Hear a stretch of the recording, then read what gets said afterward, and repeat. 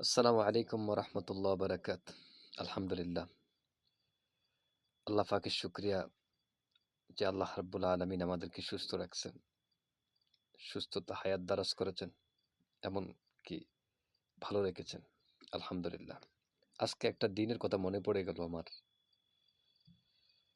আজ হঠাৎ করে মনে পড়ল 2024-এর 5 অগস্টের কথা। বাংলাদেশের আকাশ থেকে একটি কালো মেঘ সরে গেছে সেদিন। সে কথাটা হঠাৎ করে মনে পড়লো আমার, যে বাংলাদেশে 16টি বছর 17টি বছর যেভাবে জুলুম নির্যাতন করেছিল, দুর্নীতি দুঃশাসন, এমনকি টেন্ডারবাজি যেভাবে করেছিল 17টি বছর, এই জালেমের হাত থেকে রেহাই পায়নি বাংলাদেশের সশস্ত্র বাহিনী, বুদ্ধিজীবী, আইনজীবী, শিক্ষাবিদ, সাংবাদিক, আলেম ওলামা, সর্বস্তরের জনগণকে সে খুন করেছে, হত্যা করেছে। আল্লাহ রাব্বুল ইজ্জত ওয়াল জালাল 2024-এর 5 অগস্টে তাকে লাঞ্ছনাদায়ক পতন হয়েছে তাকে আল্লাহ তাআলা আমাদের বাংলার পবিত্র ভূমি থেকে বিতাড়িত করেছে।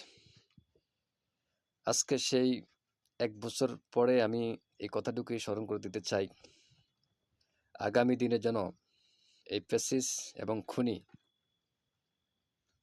এই খুনিদের আগমন যেন না ঘটে।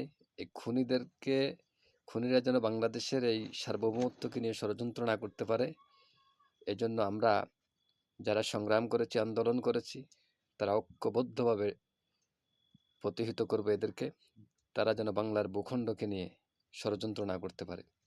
এই দেশ স্বাধীন বাংলাদেশ, সার্বভৌমত্ব বাংলাদেশ, এটা প্রত্যেকেরই দেশ আমাদের। এই দেশ কারো বাপের দেশ নয়, এটা কারো বাপজাদার ভূমি নয়, এটা কারো 14 গোষ্ঠীর ভূমি নয়। সুতরাং আমরা এই বাংলাদেশকে রক্ষা করার দায়িত্ব আমাদের। আমরা যেরকম বাংলাদেশকে রক্ষা করেছি 5 অগস্টে, আগামীতেও আমাদেরকে এই বাংলাদেশকে রক্ষা করতে হবে ষড়যন্ত্র থেকে। ফ্যাসিসের সেই ষড়যন্ত্র এখনো রয়ে গেছে, এখনো চলছে বাংলাদেশকে নিয়ে। সুতরাং আমি মনে করি যারা এখন আছেন, বিরোধী দল সরকার যারা আছেন এখন, যারা বাংলাদেশে আপনার জামাত ইসলাম সহ বিএনপি এবং অন্য দল যারা আছেন, প্রত্যেকে নিজেরা ঝগড়া না করে আমাদেরকে ঐক্যবদ্ধ থাকতে হবে। কারণ আমাদের এই বাংলার জমিনকে নিয়ে আবারও ষড়যন্ত্র চলছে। ফ্যাসিস আবারও তার ষড়যন্ত্র অব্যাহত আছে। সুতরাং আমি মনে করি বাংলার জমিকে নিয়ে যেন ষড়যন্ত্র না করতে পারে, এই জন্য সবাইকে ঐক্যবদ্ধ থাকার জন্য আহ্বান করছি।